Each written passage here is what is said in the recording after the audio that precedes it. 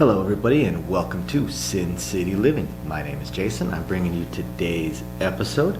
As always, please hit the like and subscribe buttons. We have a ton of content coming out for you guys every single day. And our usual shout out of appreciation to our patrons. We definitely appreciate all those tips and support. It's only going to go towards making the channel better. We want to add a lot of things to the channel, not just these 2 new shows we've done. We want to expand out the Vegas Vice, which is what I'm doing today. And we have other games and things that we would like to add. Unfortunately, those are going to be rather pricey, so it could be a year or 2 until we can add some of them, unless you guys are willing to help us out and support us. If you're curious about it, just check the description down below this video on ways you can help us speed up our progression on adding new things. No pressure. We appreciate you guys just tuning in and watching. And I hope all the patrons are appreciating the exclusive videos we're putting out for you guys every single week. If you guys have anything you'd like, just email us either on that site or at sincityliving@gmail.com. We're more than happy to shoot just about anything you would like. So for today, what is it that I want to talk about? Well, I want to talk about something that's near and dear to my heart because we just very recently went through this. And I want to talk about some of the schools here in Vegas for those people that are planning on moving out to Vegas or already live out here, maybe have children. I just went through the whole search on the schools thing, so I thought I'd talk about it a little bit.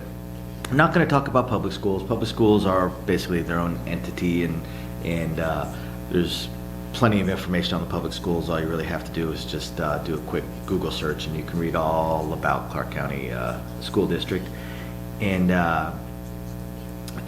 what I decided with our child was that we really didn't want to put him through public school. We were really focusing on the academic side, so we wanted private schools. So we went and searched around. So I want to talk a little bit about what we came across, and I'm not going to talk about the ones that we passed on. I'll talk a little bit about it, but I'm not going to talk about the negatives, the ones that we looked into and just said, we're flat out not interested. I don't really want to focus on the negative. I want to focus on the positive. So I want to talk about 4 of the better ones that I found. Now, I'm only going to talk about the lower grades because that's what we were looking. My son's in kindergarten right now. And just what we saw and some of the pros and cons. I'm going to talk about our top 4. We ended up with a top 4 list that we kind of culled our way through. So for the private schools out here, one of the criteria that I had was I was trying to look for an entire, ecosystem. I wanted to be in the same system all the way through.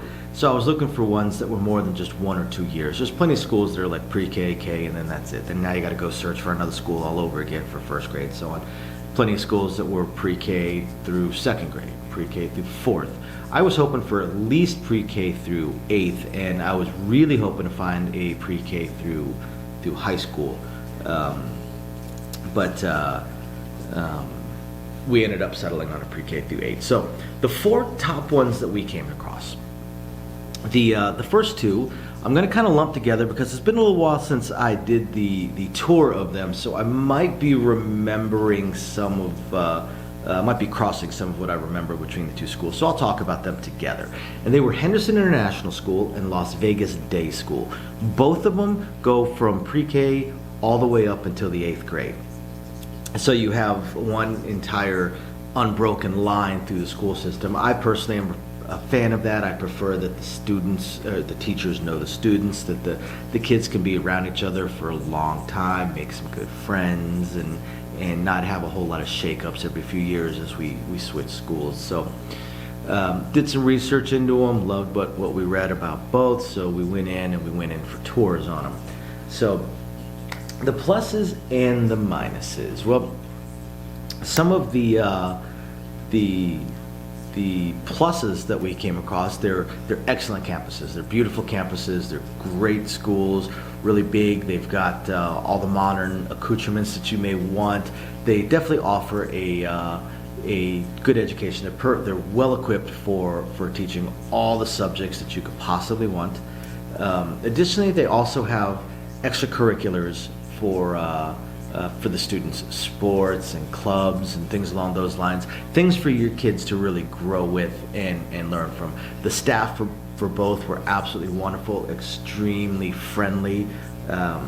I believe it was the international school that even went so far as to send us a card afterwards, and then a letter after that. So very, very friendly, very helpful. Both schools were absolutely wonderful in that regard. Some of the negatives that we came across.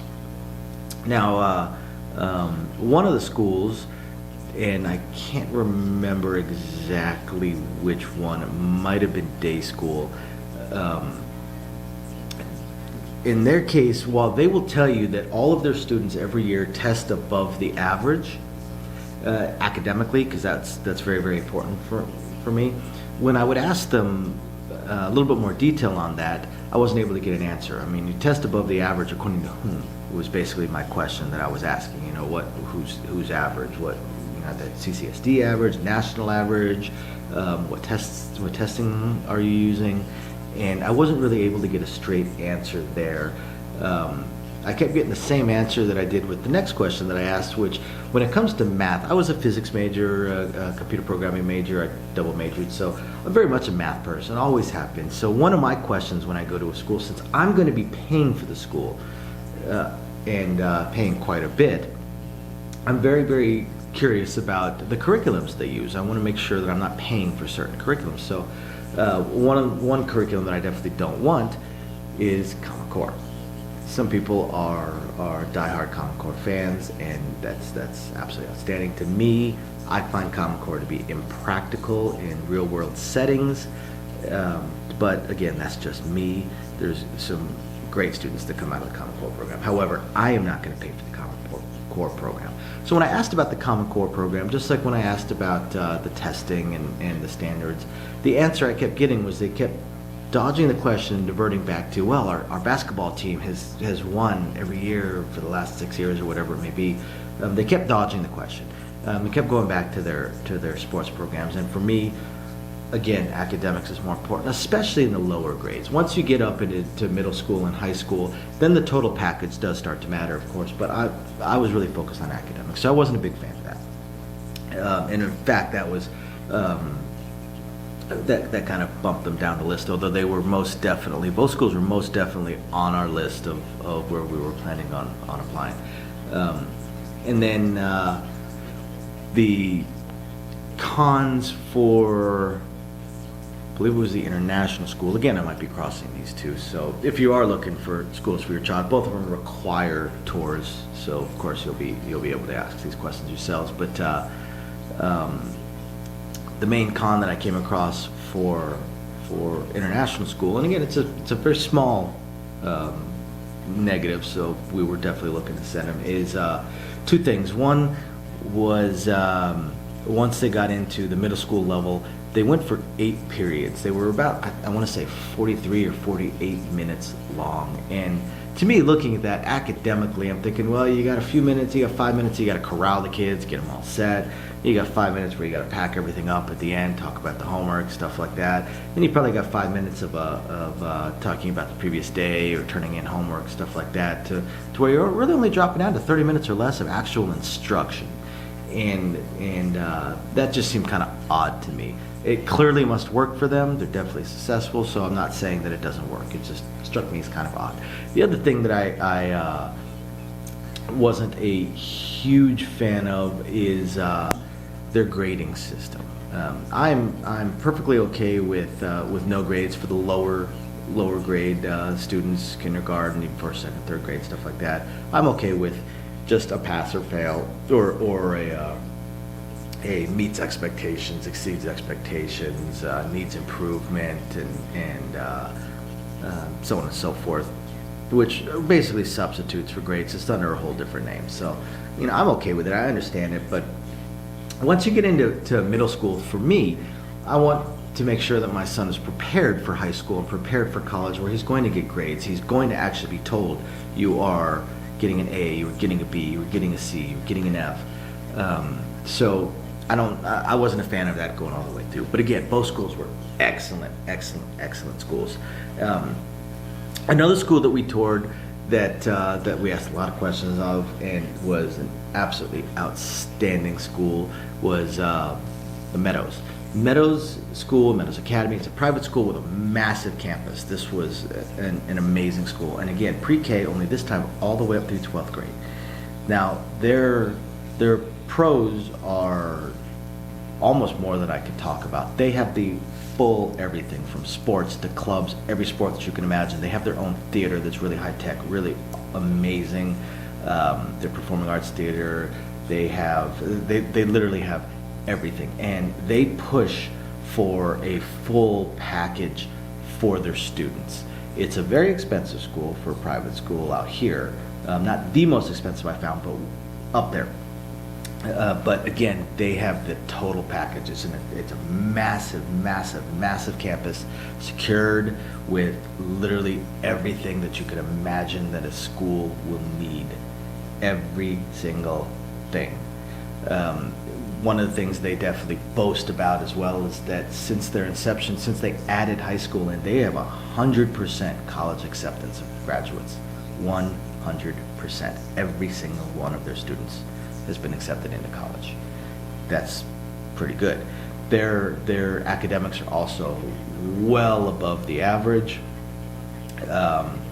Just overall, they are absolutely fantastic. They are just wonderful. They're a great school. Cons for the Meadows, one is the cost. Again, they are pretty expensive.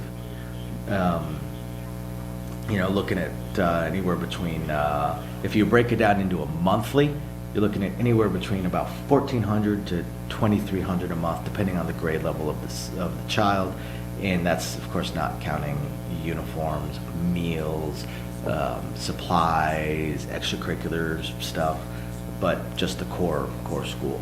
That's one possible stumbling block for people. And number two is it's very difficult to get in. They have very small class sizes, and most of the students roll over to the next year, so they have very few openings year to year.